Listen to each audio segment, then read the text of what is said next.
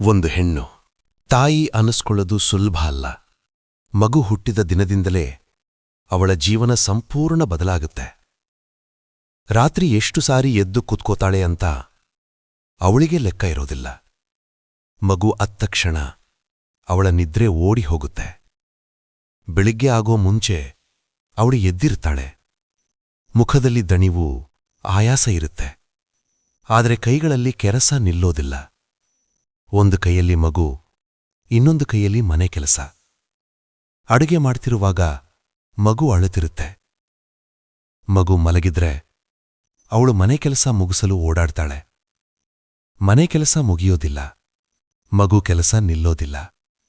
ಬಟ್ಟೆ ಒಗೆದು ಹಾಕ್ಬೇಕು, ಮನೆ ಒರೆಸ್ಬೇಕು, ಮಗುಗೆ ಸ್ನಾನ ಮಾಡಿಸ್ಬೇಕು, ತಿನ್ನಿಸ್ಬೇಕು, ಮಲಗಿಸ್ಬೇಕು. ಅವಳು ಊಟ ಮಾಡೋ ಕೂತ್ರು ಮೊದಲು ಮಗುವಿಗೆ ತಿನ್ನಿಸ್ಬೇಕು. ತಾನೇ ತಿನ್ನೋಕೆ ಟೈಮ್ ಸಿಗೋದು ಲೇಟು. ಕೆಲವು ಸಾರಿ ಊಟ ತಣ್ಣಗಾಗುತ್ತೆ. ಕೆಲವು ಸಾರಿ ಅವಳು ತಿನ್ನೋದೇ ಮರೆತುಬಿಡ್ತಾಳೆ.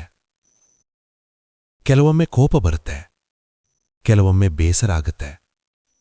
ನನಗೂ ಸ್ವಲ್ಪ ಟೈಮ್ ಬೇಕು ಅಂತ ಅನಿಸೋಕೆ ಶುರುವಾಗುತ್ತೆ. ಒಬ್ಬಳೇ ಮೌನವಾಗಿ ಕೂತು ಅಳೋ ಸಮಯ ಕೂಡ ಬರುತ್ತೆ.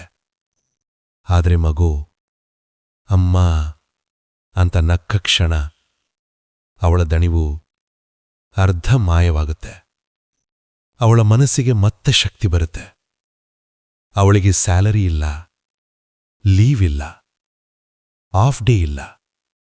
ಅವಳು ಸಿಕ್ಕಾದ್ರೂ ಅವಳ ಡ್ಯೂಟಿ ನಿಲ್ಲೋದಿಲ್ಲ.